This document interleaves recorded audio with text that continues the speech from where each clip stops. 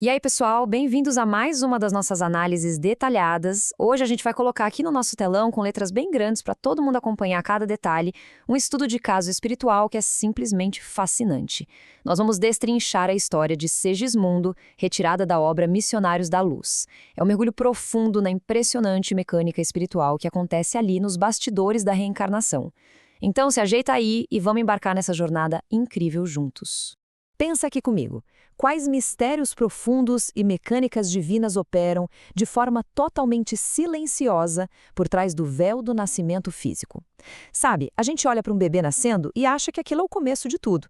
Mas e se o primeiro choro for, na verdade, a linha de chegada de uma engenharia invisível, complexa e cheia de amor que os nossos olhos não conseguem ver? É exatamente isso que a gente vai descobrir.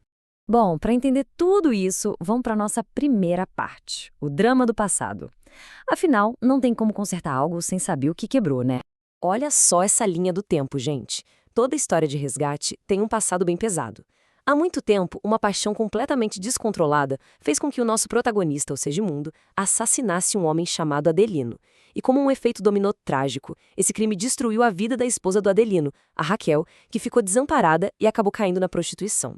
Depois de morrerem, os três passaram por um período terrível de sofrimento nas zonas inferiores, uma espécie de purgatório. Mas o tempo passa, né?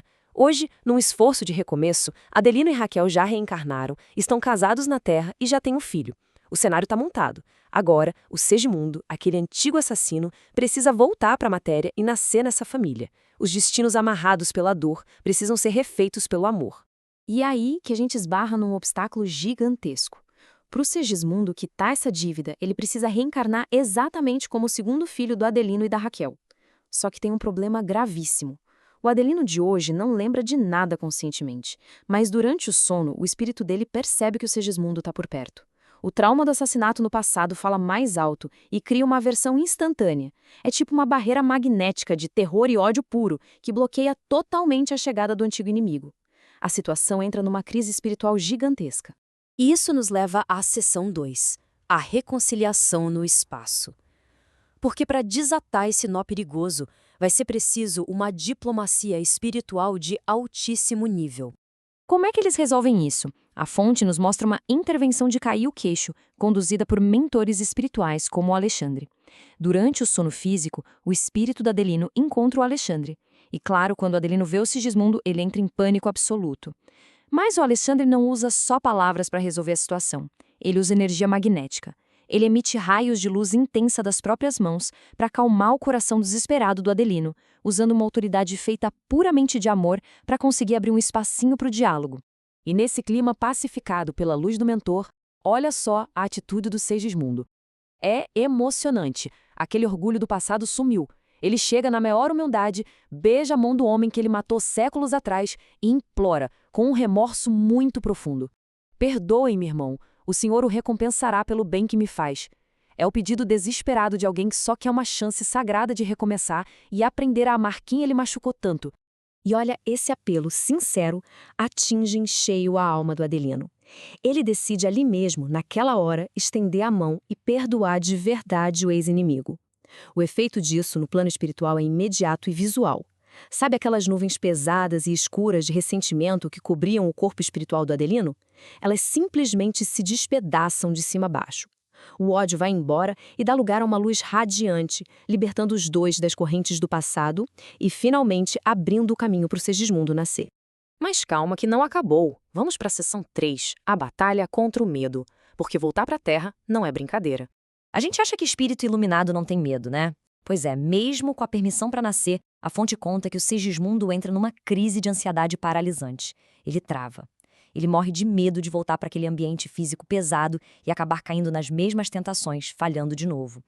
Além disso, ele já estava fazendo um trabalho super legal ajudando os outros no plano espiritual, e não quer largar isso para virar um bebezinho indefeso e preso num corpo de carne. É nessa hora que o Alexandre, com toda a sabedoria do mundo, dá aquele conselho de ouro. Ele manda a real. Não adianta nada ficar pregando a luz para os outros lá no plano espiritual se o seu próprio coração ainda está devendo na praça, sabe? Pagar as dívidas e encarar as limitações de uma vida na Terra não é andar para trás. Pelo contrário, segundo o mentor, é exatamente esse resgate que vai garantir para o Segismundo uma luz nova, verdadeira e que ninguém tira. Agora a coisa fica muito técnica. Vamos entrar na seção 4, o processo de redução, a fascinante biologia fluídica. Gente, pensa num processo impressionante. Como é que você coloca a energia de um adulto dentro de um útero? Técnicos do mundo invisível, os construtores espirituais, começam a aplicar passes magnéticos no Segismundo. Mas ele não fica lá parado recebendo, não. Ele tem que trabalhar muito com a própria mente. Ele precisa mentalizar intensamente que está voltando a ser criança. E de forma incrível, como se fosse uma mágica dimensional, aquela forma adulta vai se condensando, encolhendo até ficar do tamanho de um fetozinho. E presta atenção, porque esse encolhimento não é só mudar de tamanho, tá? É um processo funcional e muito sacrificante. Nessa hora, o Segismundo perde propriedades elevadas que ele tinha ganhado no plano espiritual. A consciência de adulto vai apagando, ele fica meio vago. A obra explica que a reencarnação obriga o espírito a recapitular toda a sua longa jornada evolutiva, adaptando uma energia super sutil para caber na extrema densidade do nosso corpo humano. Próximo passo, seção 5, a fertilização assistida. É aqui que a ciência espiritual se encontra com a reprodução humana.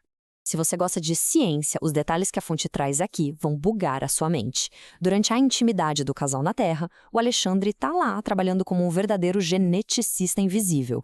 Ele analisa os milhões de espermatozoides do Adelino e escolhe aquele que tem a genética exata que o corpo do Segismundo vai precisar.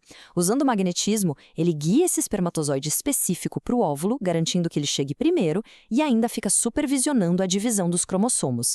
É precisão pura. Com a biologia pronta, o Alexandre entra em ação de novo e literalmente ancora aquela forminha reduzida do Segismundo direto no óvulo fecundado. A obra usa uma analogia que é perfeita para a gente entender. Imagina um perispírito, que é o corpo espiritual, funcionando como um superimã jogado no meio de um monte de limalha de ferro. Ele cria um campo magnético irresistível que vai atrair as células e moldar o corpo físico direitinho durante toda a gestação. Mas, olha, toda essa engenharia e magnetismo não funcionariam sem o ingrediente principal, o amor de mãe. Enquanto o corpo físico dorme, o espírito da Raquel abraça a forma infantil do Segismundo e o aceita de forma incondicional. Pensa nisso, a mulher que teve a vida destruída por ele no passado, agora é o porto seguro que o acolhe. É o poder absoluto do perdão e a força transformadora da maternidade em ação. E, finalmente, chegamos à seção 6, o renascimento redentor. O longo processo de se tornar humano novamente. Vocês sabiam que o útero materno é descrito praticamente como um canteiro de obras de alta tecnologia espiritual? Durante os 9 meses, esses construtores espirituais não param de trabalhar em volta da Raquel. Eles usam mapas hereditários para esculpir o feto. E tem um detalhe chocante. Eles até planejam de propósito algumas imperfeições, tipo uma fragilidade no coração lá para o futuro. Mas não é de castigo, é um limite kármico projetado para proteger o Segismundo, mantendo o espírito dele na linha e focado no bem. Aí chega o grande momento do parto. O bebê nasce, chora, respira, missão cumprida, certo? Errado. A conexão de um espírito com a matéria tão pesada e complexa que um outro mentor, o Herculano, vai ficar grudado com Segismundo por nada menos que 7 anos inteiros depois do nascimento. Esse é o tempo mínimo necessário para toda a arquitetura espiritual grudar e se consolidar de verdade nas engrenagens do corpinho da criança. Então, a grande sacada de toda essa história é a seguinte. Sabe aquelas imperfeições físicas com as quais a gente nasce? Ou aquelas dinâmicas familiares super difíceis que parecem um campo de batalha? Elas não são punições divinas de um Deus bravo, de jeito nenhum. Essa obra revela que elas são ferramentas educacionais de altíssima precisão. São como moldes criados com muita compaixão para curar velhos erros e preparar a gente para um futuro bem melhor.